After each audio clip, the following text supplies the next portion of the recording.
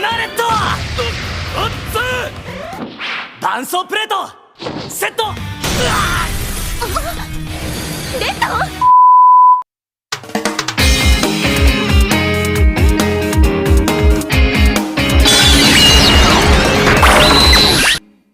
Ohayo gozaimasu. Konnichiwa. Konbanwa. Wara-wara kuroren. Masih berkelana di dunia yang misterius ini.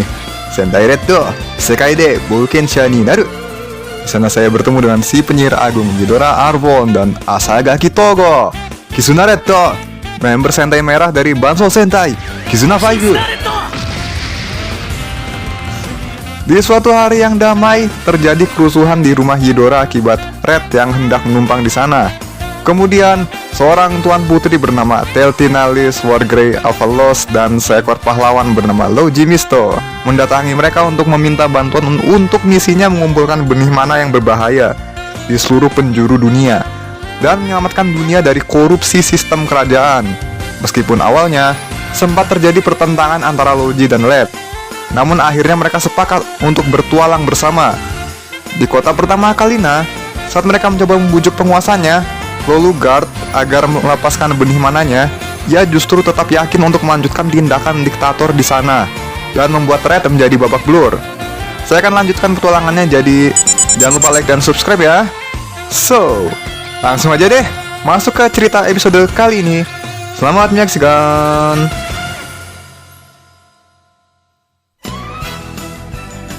Tutorial menjalin ikatan di isekai. Cerita berawal dengan scene Red yang udah mau digeprek Hollow Krocho. Tapi surprise, muncul bom asap yang membutakan si musuh dan mereka berhasil kabur. Setelah itu Red dan yang lain tiba-tiba berada di sebuah markas pemberontak di bawah pimpinan Grossa yang ingin merebut kembali kota Kalina dari penguasa Lolugard, si diktator itu. Untungnya, markas ada di luar wilayah kota, jadi gak akan terdeteksi. Setelah berunding dan mereka, akhirnya Red dan kawan-kawan mendapat dukungan penuh.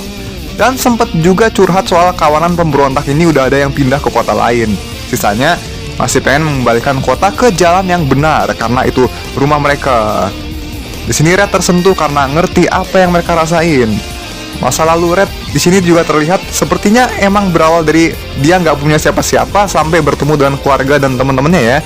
Jadi Red yakin akan menolong mereka atas nama kebenaran. Singkat cerita, mereka membuat strategi, tapi anggota pemberontak malah AFK. Anjing. Untungnya dikasih info banyak. Ada beberapa aturan kota yang dicatat di sana. Buset, jam 8 harus tetap di rumah. Emangnya social distancing ya? Ini peraturannya, aduh. Ada kejahatan berat dan ringan, tapi penggambarannya jangan mulai. Rumahnya ada di pusat kota kan, si Lolugard ini. Mantranya pun tetap aktif walaupun tidur, jadi dia tetap gak bisa diserang secara diam-diam. Jadi Red punya solusi instan yang saya sangat-sangat setuju. Ya, seperti itu. Tapi dua-duanya ditolak Ghidorah.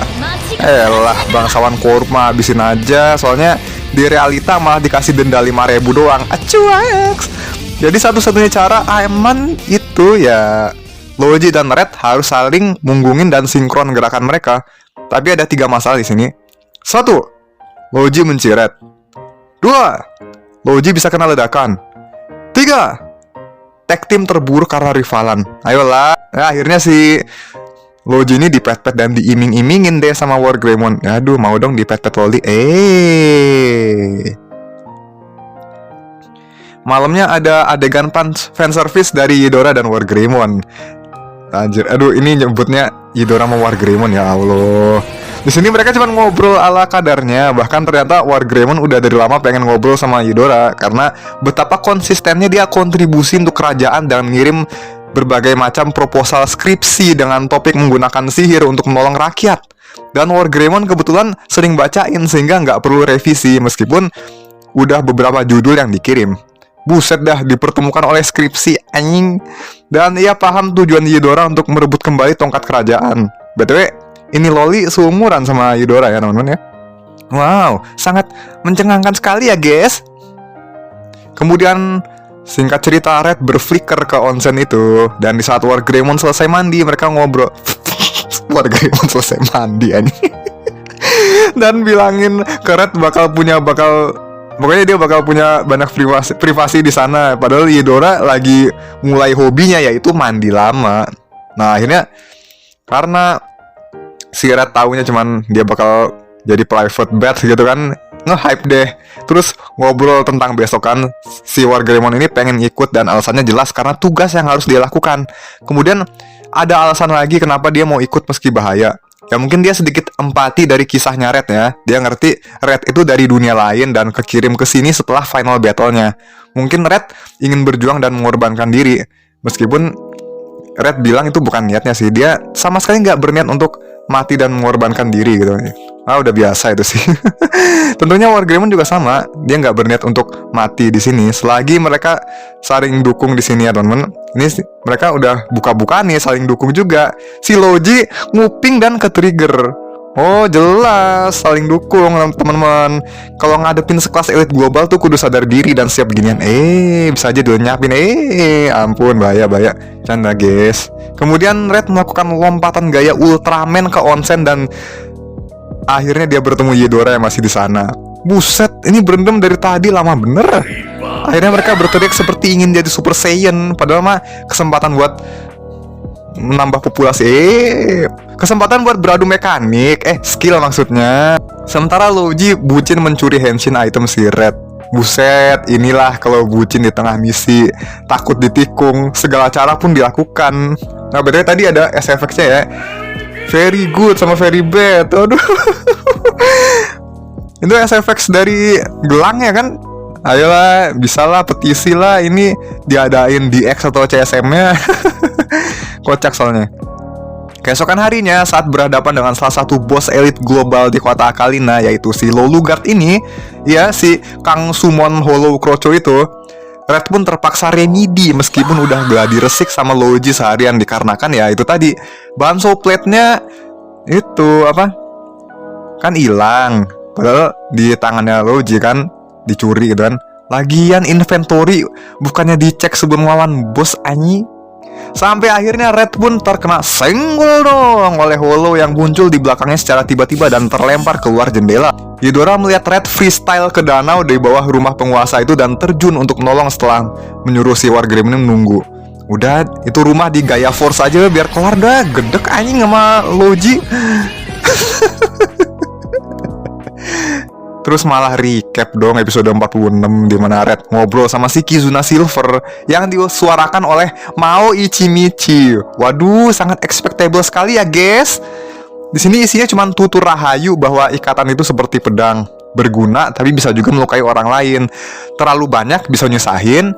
Kalau ada yang diabaikan, maka ikatan itu akan hancur dan tentunya orang akan takut untuk melepas ikatan.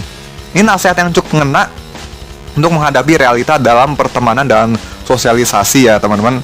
Jadi kalau kalian bilang ini cuma fiksi ya, tapi ya kalian bisa temukan suatu yang kalian pelajari itu tidak sia-sia apapun itu bentuknya teman-teman. Hargailah selagi kalian punya hidup kalian, punya nafas kalian untuk mempelajari suatu gitu loh ya. Ya terutama Red yang di lubuk hatinya benci kesepian. Flashbacknya kelar gitu aja setelah Red bangun. Di sini Red lagi-lagi nggak peka sama ucapannya Ghidorah. Itu dikasih CPR aing. First kiss-nya diambil sama Red dan Red reaksinya itu doang. Ya ampun. Balik lagi ke Logi yang disuruh pulang sama Wargreymon. Pulang lu. Ini apa? Rencananya gagal.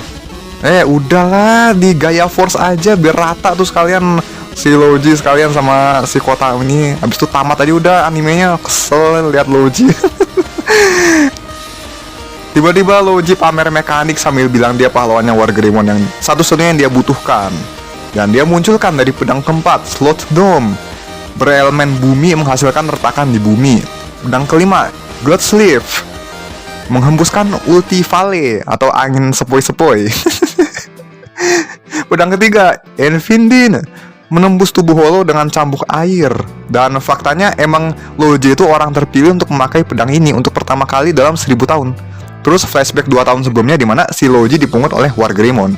Logi orang hebat sebagai petualang tanpa memiliki mana dan menurut Wargreymon Logi bisa pakai pedang suci kerajaan karena pedang itu menyerap mana dalam jumlah besar. Jadi orang terkuat sekalipun di dunia itu, jika punya mana yang besar sekalipun akan pingsan juga gitu.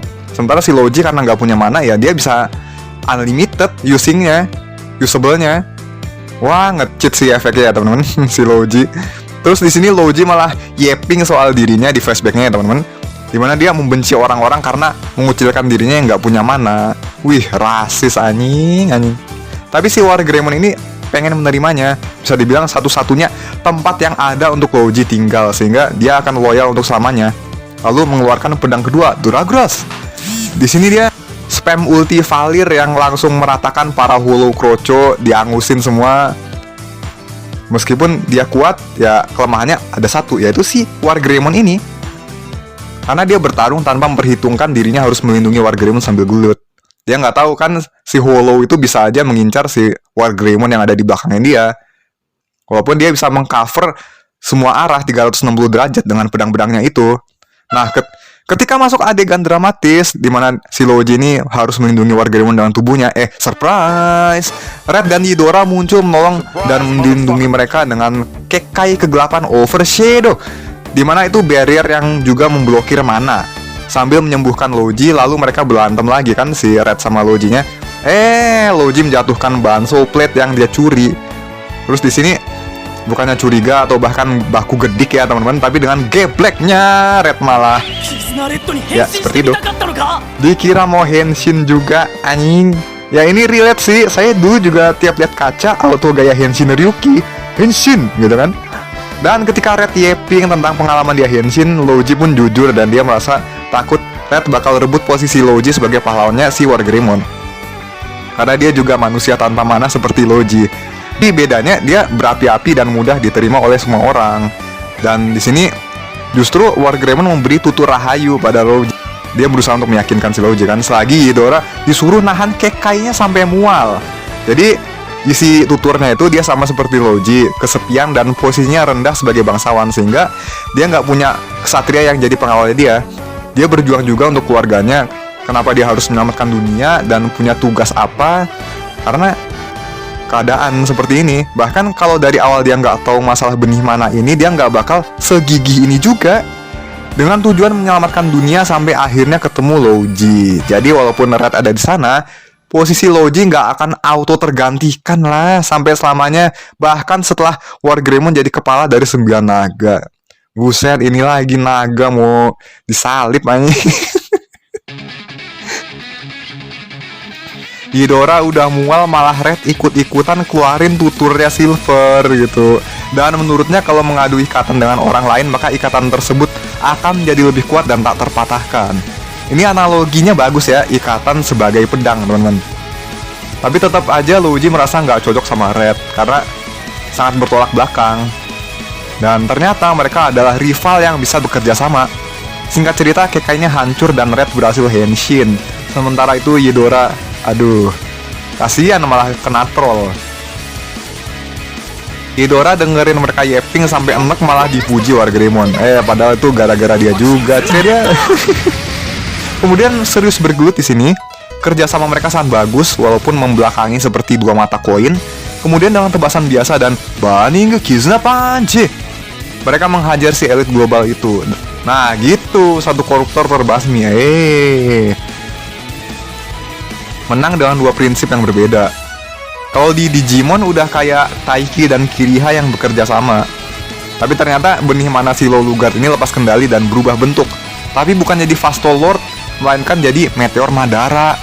Dan siap menggeprek kota Akalina dengan ulti Aldous. Anjay, gede banget cuy. Siap itu kegeprek udah satu kota.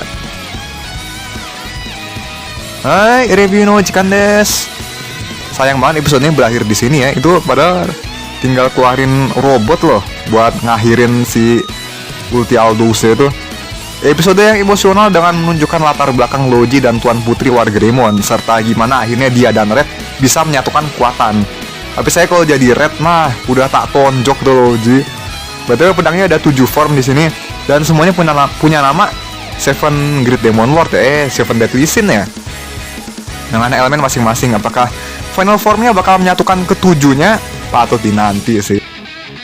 Patut dinantikan, walaupun saya gedek banget sama si Roji ini ya teman-teman. Meskipun si Roji ini juga kisahnya cukup relate sama beberapa orang ya, hanya karena lu dipandang aneh dan karena perbedaan yang lu punya ya, jadi lu dikucilkan dan lu sampai membenci orang-orang gitu loh.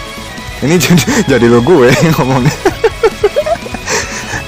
Ya tapi serius, itu nyata guys, memang ada pengalaman seperti itu. Apalagi mayoritas manusia juga kan, kalau nemu perbedaan, apakah mereka akan langsung terima? Enggak kan?